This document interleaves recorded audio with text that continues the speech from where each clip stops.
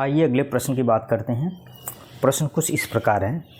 ए एक कार्य को 4 घंटों में कर सकता है, बी और सी उसे 3 घंटों में तथा ए और सी उसे 2 घंटों में कर सकते हैं।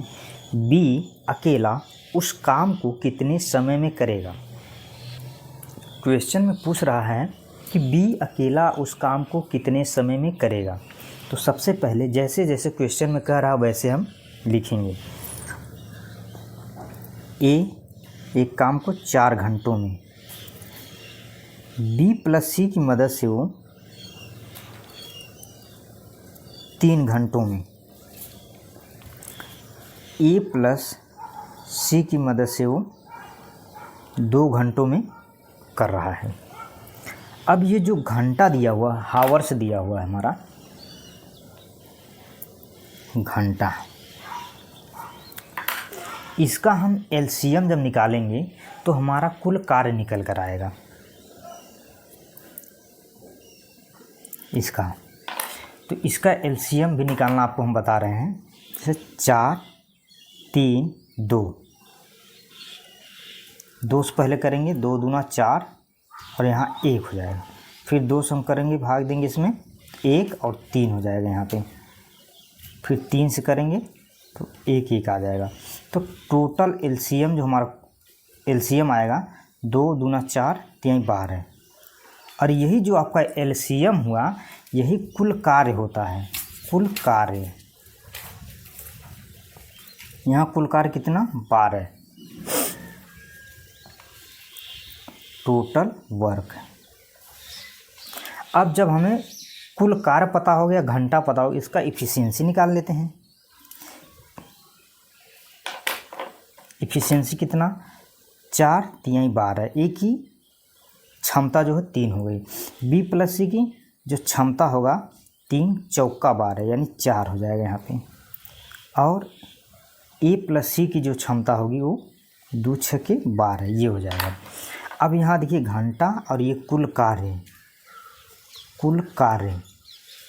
और ये हमारा क्षमता हमको मिल गया।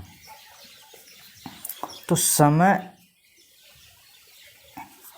गुणे क्षमता बराबर होता है कुल कार्य के।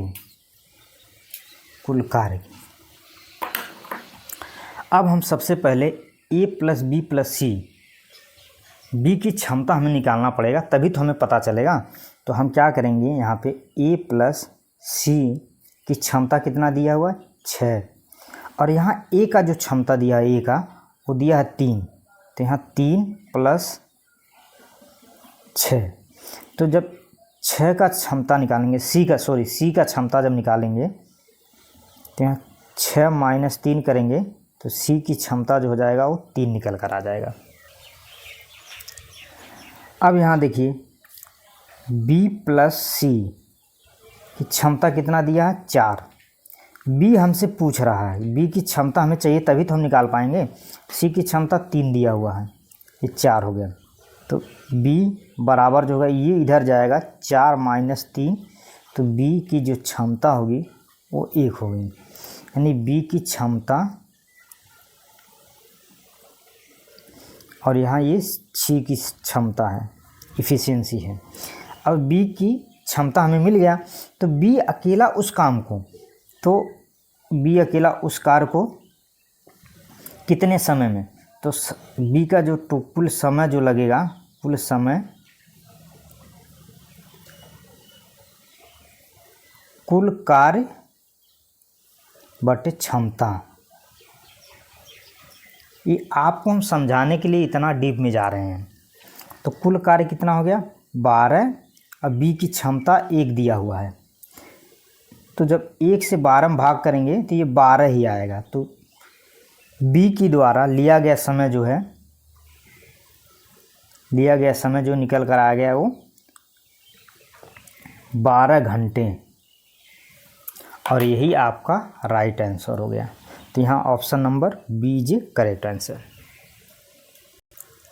आइए एक और प्रश्न पे चलते हैं।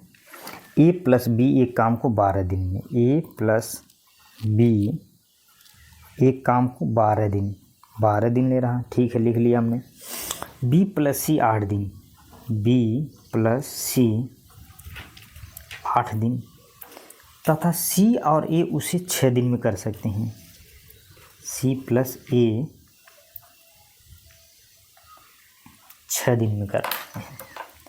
ये टोटल हमारा दिन है। 12, 8, 6 का अब हम एलसीएम निकालेंगे। तो जो एलसीएम लेंगे वो हो जाएगा हमारा 72। और यही कुल कार्य होता है। कुल कार्य जो होता है, तीनों का एलसीएम ही हमारा टोटल कार्य होता है। कुल कार्य जो होगा, इन तीनों का एलसीएम निकालेंगे, जो आएगा वो हमारा कुल कार्य होता है। अब क्षमता हमको निकालना है, इफ़िशियंसी। तो जब हमको डे पता है और टोटल कार्य हम पता है, तो हम क्षमता भी निकाल लेंगे। तो 12 6 72, ए प्लस बी की जो इफ़िशियंसी हो गई 6 हो गई। बी प्लस सी की इफ़िशियंसी 8 से इसमें भाग देंगे तो 9 हो जाएगा।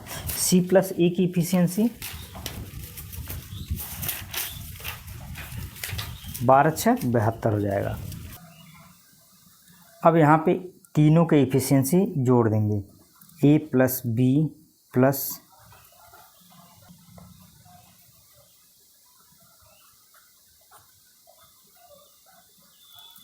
9 6 15, 15 और 12 27। तो यहाँ पे ए प्लस बी प्लस सी, ये 2 इधर आ जाएगा नीचे में, 27/2। इसकी जो ए प्लस बी की जो क्षमता है, कुल क्षमता जो है ए प्लस बी प्लस सी का कुल क्षमता यहाँ पे 27/2, ये कुल क्षमता, कुल इफ़िशियंसी मिल गया हमको। अब यहाँ से देखिए, ए प्लस बी प्लस सी कुल क्षमता 27/2। ए प्लस बी का जो क्षमता दिया, इफ़िशियंसी दिया है, यहाँ पे 6 लिखेंगे और प्लस सी, और यहाँ 27/2। जब सी का निकालेंगे तो यहाँ पे 27/2 - 6 हो जाएगा। इसको जब सिंप्लीफाई करेंगे तो ये निकल कर आएगा 15/2।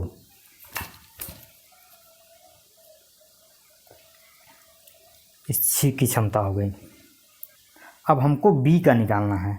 तो यहाँ पे देखिए, बी प्लस सी कितना दिया हुआ है, 9। यहाँ पे बी प्लस सी। अब यहाँ सी की हमको मिल गया, बी का हमको निकालना है। सी का कितना दिया, 15/2 दिया हुआ है, और यहाँ 9 दिया है। इसको जब 9 से 15/2 हम माइनस करेंगे, इसको जब सिंप्लीफाई करेंगे तो b का निकल कर आ जाएगा हमारा 9 दूना 18 - 15/2। इसको और सिंप्लीफाई करेंगे तो 3/2 आएगा ही। तो b की जो क्षमता हो गई, b की जो इफ़िशियंसी हो गई, इफ़िशियंसी वो 3/2 हो गया।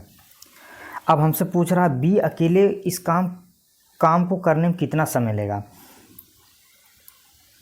तो b द्वारा लिया गया समय, बी द्वारा लिया गया समय, कुल कार्य 72 और बी की इफ़िशियंसी 3/2। इसको जब सॉल्व करेंगे तो 72 गुणे ये ऊपर चला जाएगा 2, और यहाँ 3 हो जाएगा।